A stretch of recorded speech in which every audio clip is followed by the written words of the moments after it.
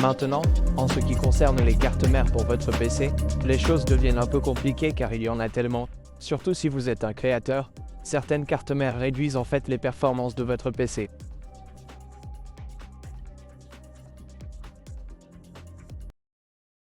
Le saviez-vous? Saviez-vous que vous pouvez acheter une carte mère et découvrir ensuite? Oh mon Dieu, mon montage vidéo est tellement plus lent simplement parce que j'ai choisi la mauvaise carte mère. Et quand on est créateur, on veut certaines fonctionnalités de la carte mère qui ne intéressent peut-être pas les joueurs. Alors, quelles cartes mères sont les meilleures pour vos flux de travail créatifs? Découvrons-le.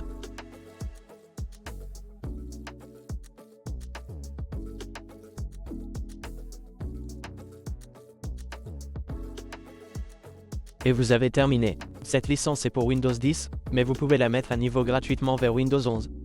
Ou vous pouvez acheter la clé Windows 11 Pro à la place. Il propose également une licence Microsoft Office 19.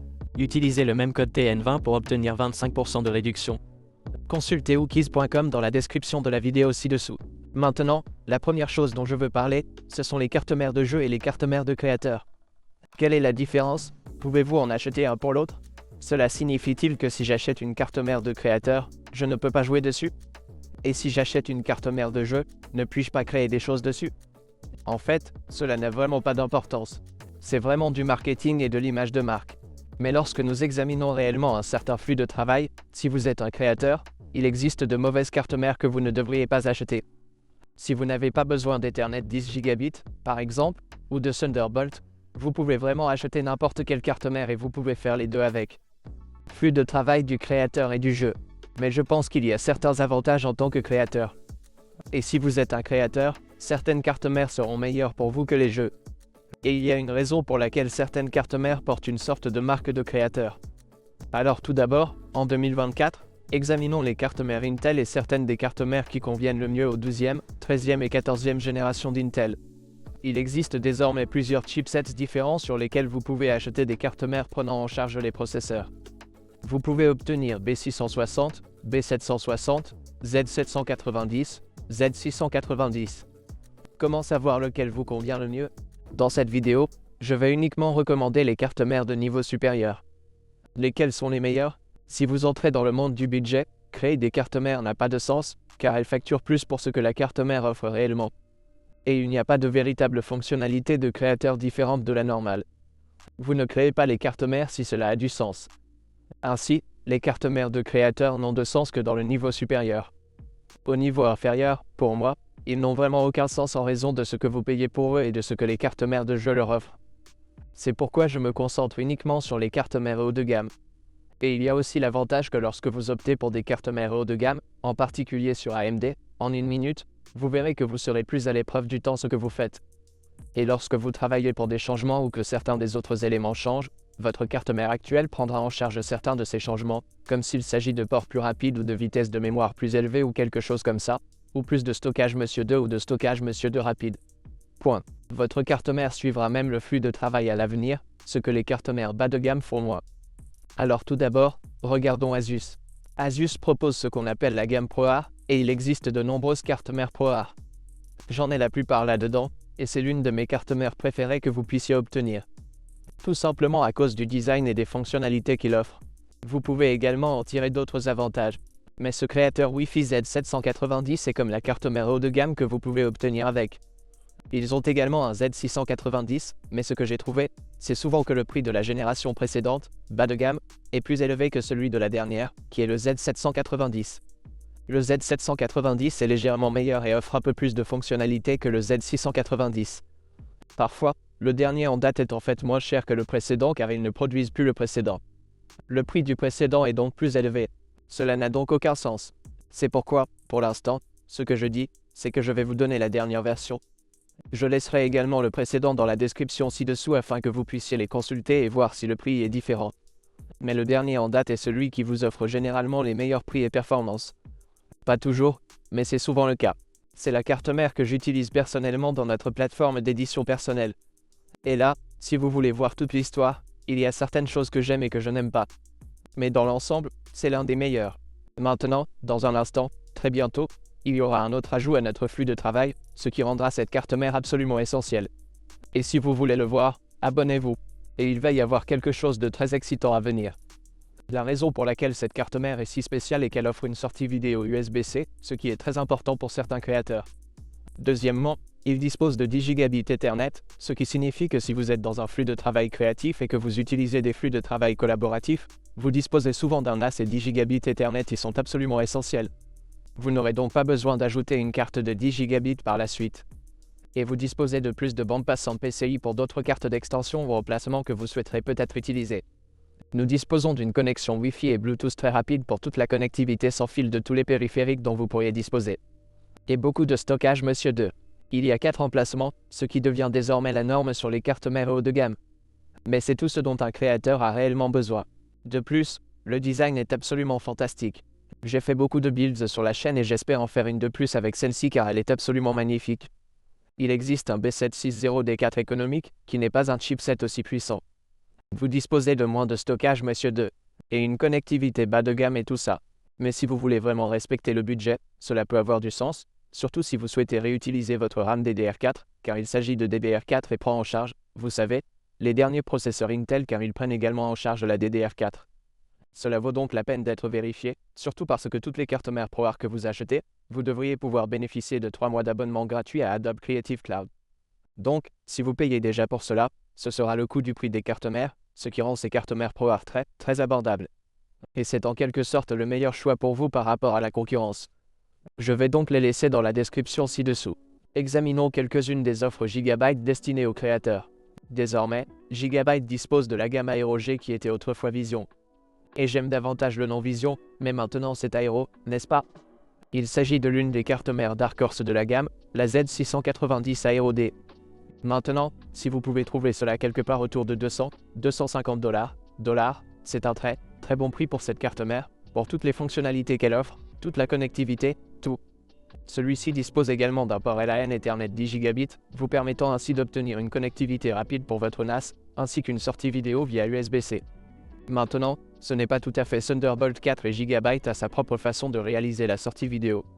Mais si vous avez besoin d'une tablette ou d'une de vos tablettes graphiques sur laquelle vous avez besoin d'une sortie vidéo, cette carte mère le prend également en charge, ce que de nombreuses cartes mères de jeu ne prennent pas en charge. Les cartes mères de jeu très haut de gamme sont peut-être équipées de Thunderbolt, mais la plupart des cartes mères inférieures n'ont pas de sortie vidéo USB-C. C'est pour ça que c'est bien. Maintenant, ce n'est pas le Z790 et c'est en quelque sorte une fin de vie.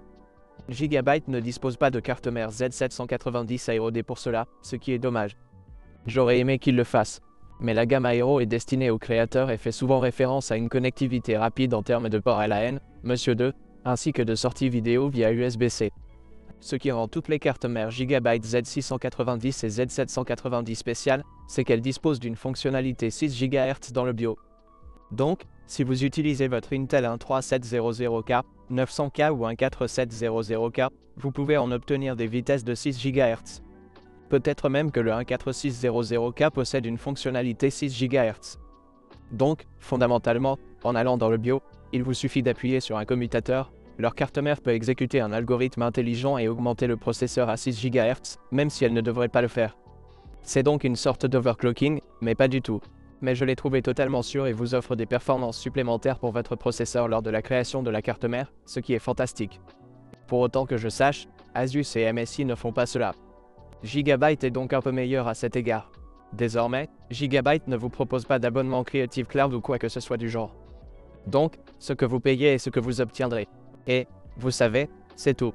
Le bon côté de ceci est que c'est un thème blanc ou une sorte de thème blanc. C'est donc une très bonne option pour y aller. La Z690 Aero D. Désormais, il dispose également d'Aero G, qui possède à peu près les mêmes fonctionnalités, à l'exception de l'Ethernet 10 Gb. Donc, si vous voulez découvrir la gamme Aero G, ils ont le Z790 Aero G, qui est également un thème vraiment très sympa.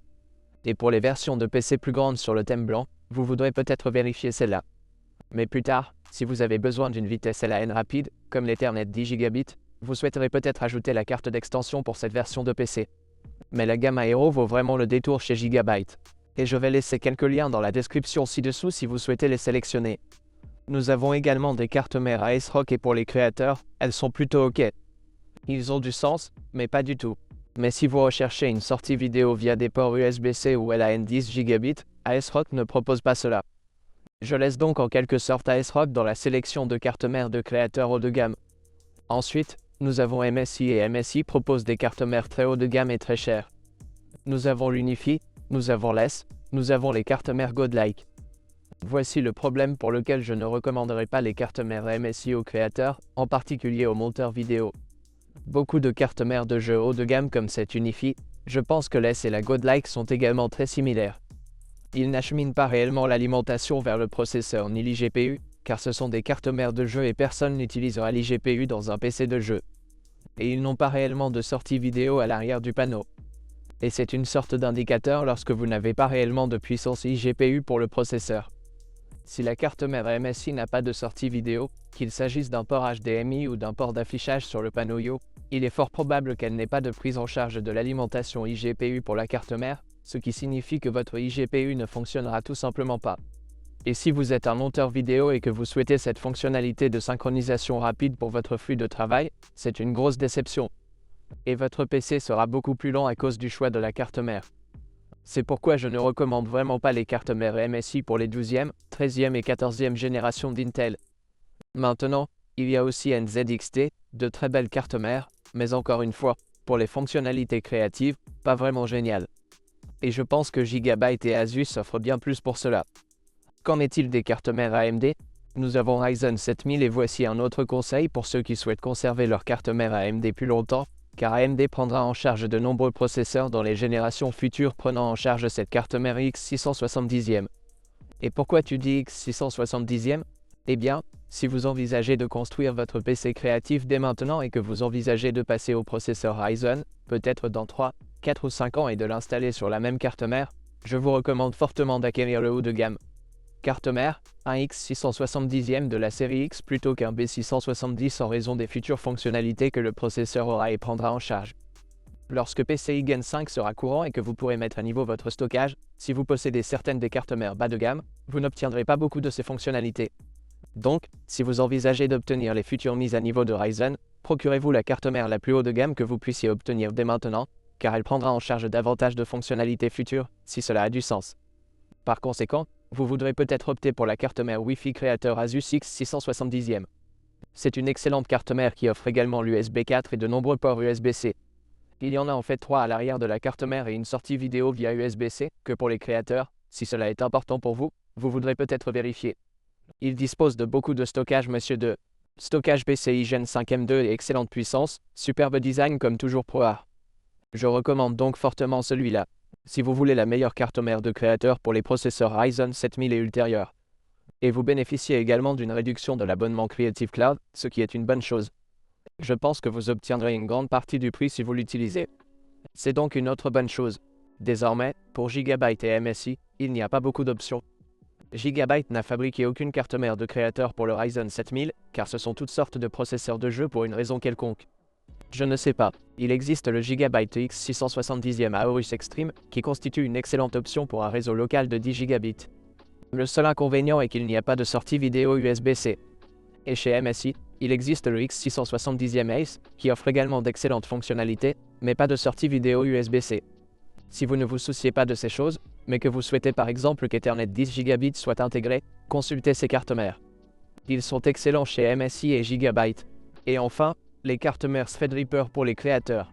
Il existe une certaine race de créateurs qui utilisent réellement les processeurs Threadripper. Et je pense que c'est la meilleure carte mère créatrice pour les processeurs Threadripper TRX 50 Aero D2 GB. Désormais, cela offre à peu près tout ce que vous voulez en tant que créateur. Il existe désormais également l'Asus TRX 50 Sage Wi-Fi pour Threadripper. Mais j'ai l'impression qu'il y a beaucoup de fonctionnalités destinées à l'overclocking et pas particulièrement adaptées aux créateurs que ce Gigabyte propose et propose à moindre coût et peut-être même avec un meilleur design si vous recherchez une version sur le thème blanc.